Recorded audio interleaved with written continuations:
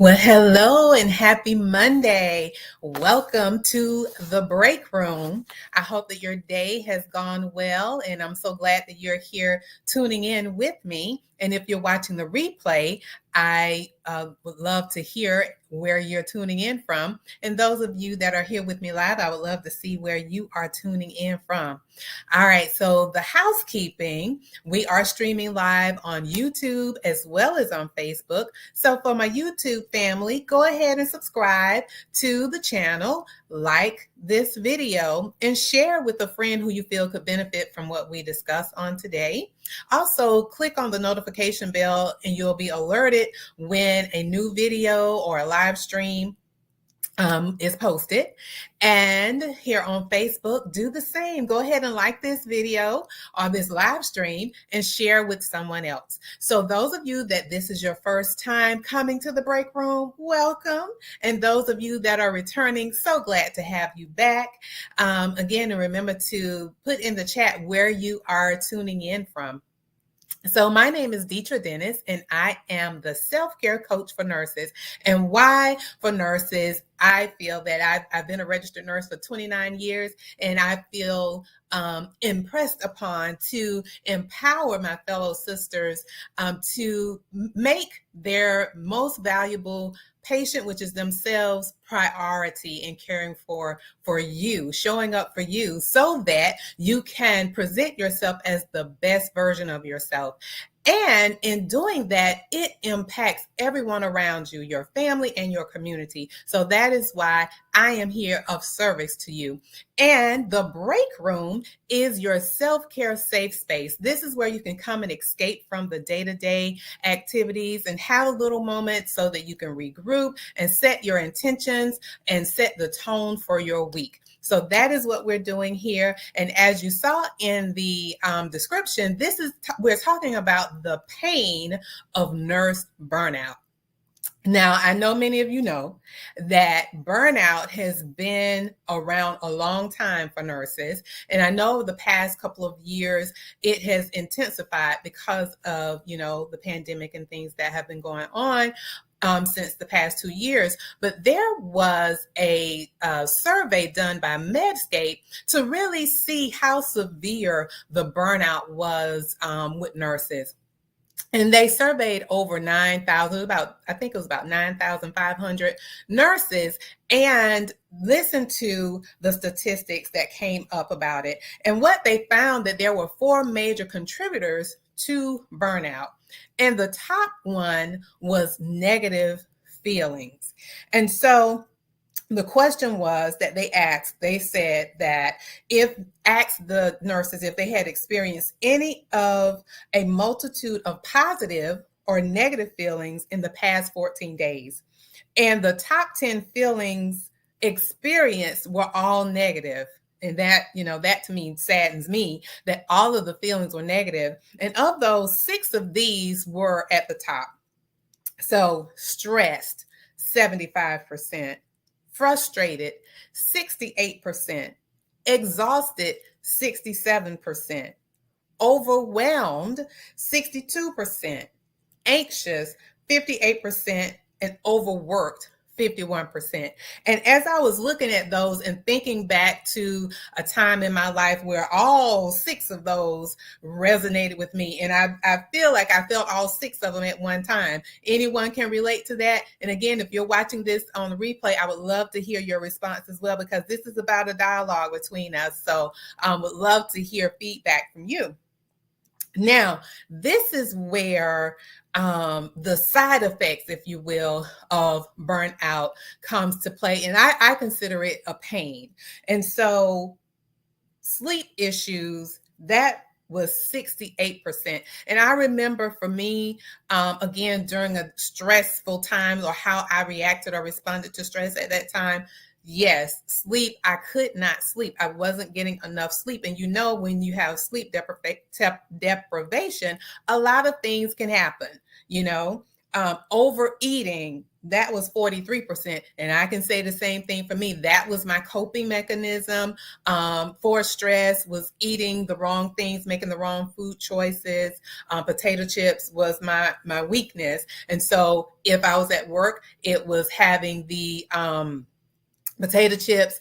I'm going to the vending machine, getting those potato chips. I don't know about you, but yes, potato chips, the salty was my thing. The other things were relationship issues was 27%. Oversleeping was 22%, and alcohol consumption was 20%. So, again, those are some things that, as a result of burnout, this is what the nurses responded. And I'm not sure if this is something that resonates with you. Are some of those symptoms, where some of those results sound like you? I was going to say raise your hand, but put it in the chat if any of that resonates with you. So, I can't leave you there at that point. Positive feelings, we've talked about them having the negative feelings, but positive feelings can counterbalance stressful experiences. And so changing the emphasis from struggle to thriving. And that is what we want to do by changing our perception and perspective of our stressors or our stressful experiences. And I know I mentioned last week, and probably have mentioned many times before, that I went through a resilience coaching program. And that really helped me when I was in those, stuck in the space of, stressed out, burned out, or might I say burnt out. That resilience training really, really helped me in changing how I look at things. And one of the quotes that come to mind is by Wayne Dyer, and it says, if you change the way you look at things, the things you look at change. And really what that is reframing. And are you familiar with that? Being able to reframe how you look at things, even in a stressful situation. And so it's an opportunity to step back and really, take a high level view of what's going on instead of, right here in front of you. And so I want to share with you 3 benefits of positive reframing. And so one is that it reduces stress. It reduces stress. And so it's really like, and I know how it felt for me after going through that resilience training or coaching program. It was like changing the way I looked at things. It really lifted a burden off of my shoulders, because not sure if you're aware, when you start thinking of something negative more, it's like a downward spiral of that negative feeling or negative emotions. And so being able to look at it differently, it really lightens you up. And so that is one, again, reducing stress. Another one is a natural gratefulness. Natural gratefulness. I know you're saying, how can you be grateful when it's a time of high stress? Well, I'm glad you asked. So when you really embrace looking at things differently, you want to find a bit of good in something, even in dark times. And being able to do that, gratitude is a great multiplier. So if you have, just how we talked about last with the negative emotions and negative feelings, it's like a downward spiral of all the negative things. And conversely, if you find the good and find gratitude in things, you have more things of which to be grateful. So I like to take it to the scripture on this one. And you've probably heard it like this: in everything, give thanks, for this is the will of God concerning you. Now, in the Living Bible, it says, no matter what happens, always be thankful. And that is God's will for those who belong to Christ Jesus. And that is 1 Thessalonians 5:18. So again, finding gratitude or a natural gratefulness. This is what positive reframing does for us. And the last one is it improves relationships. I know you're like, okay, now what in the world does this have to do with me being a nurse? everything, because like I mentioned before, my desire is that by empowering you to show up as your best self, it impacts everyone in your life. And so even again, when we are in stressed out moments, I know my experience.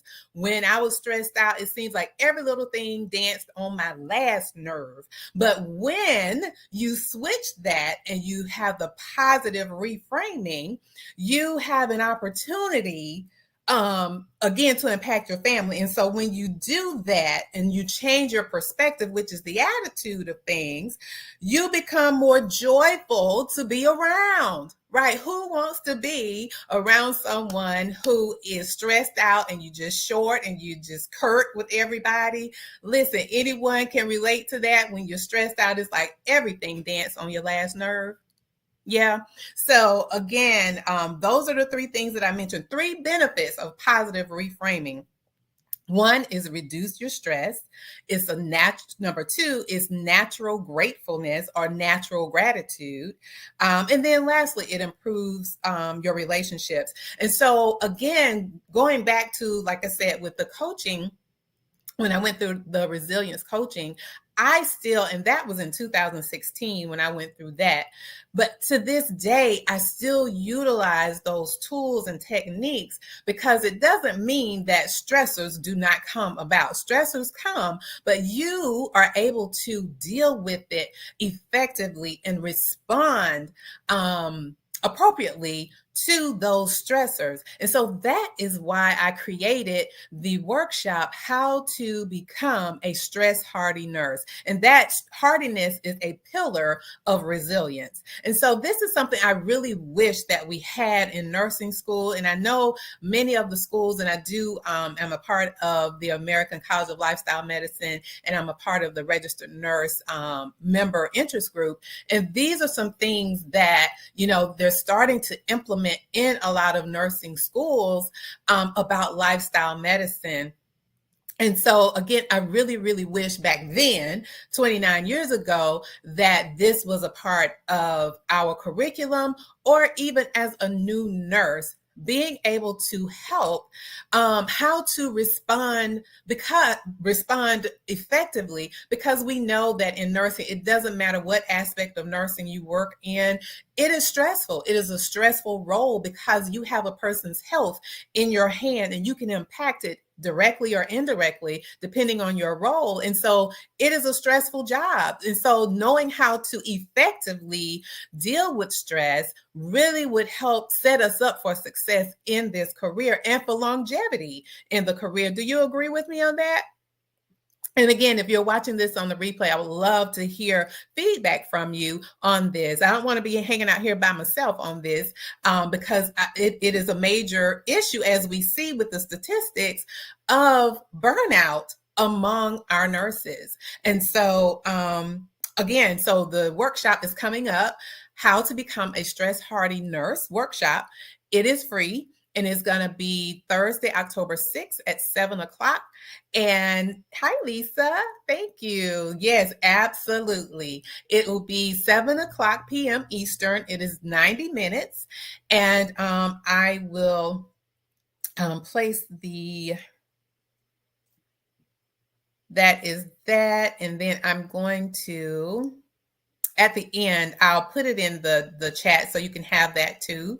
Let's see if I can paste it there. Not able to, but anyway, I will have it there for you to sign up for the workshop. And I would love for you to be a part of it, because it's truly a workshop now. It's not just going to be me talking.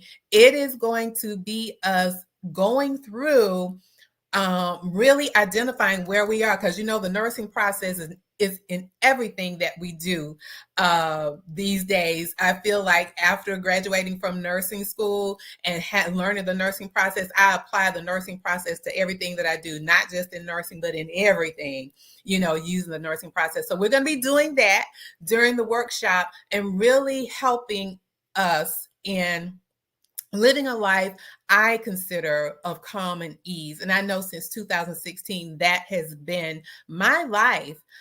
Doesn't mean that I haven't had stressors, be it in the work area, in business, or in my personal life. Stressors have been there, but I have those tools and techniques that I learned from my coaching to really help me in uh, maneuvering, I'll say, if you will, in those stressful situations or experiences that have occurred in my life. And so, are there any questions? Hi, Lisa. Thank you so much. Lisa said this is such valuable information. Thank you, Lisa, for being here, and I appreciate that because I feel that nursing is a calling. It is not just a career; it is a calling, and I feel even as a nurse coach or a nurse entrepreneur, I still feel that it is a calling and it is an opportunity to be of service. And so I am here now to serve my fellow sisters because it's so important for us to take care of ourselves so that we can show up as our best selves to those that are assigned to our care. And so thank you so much for that. Now, are there any questions from anyone or any ahas or any jewels or gems that come to mind of things that I've talked about?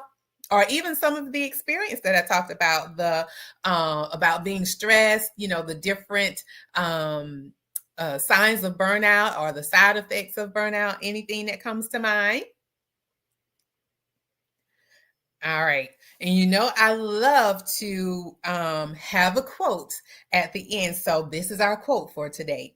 So reframing empowers you to take negative thoughts related to a problem and convert them into positive solutions.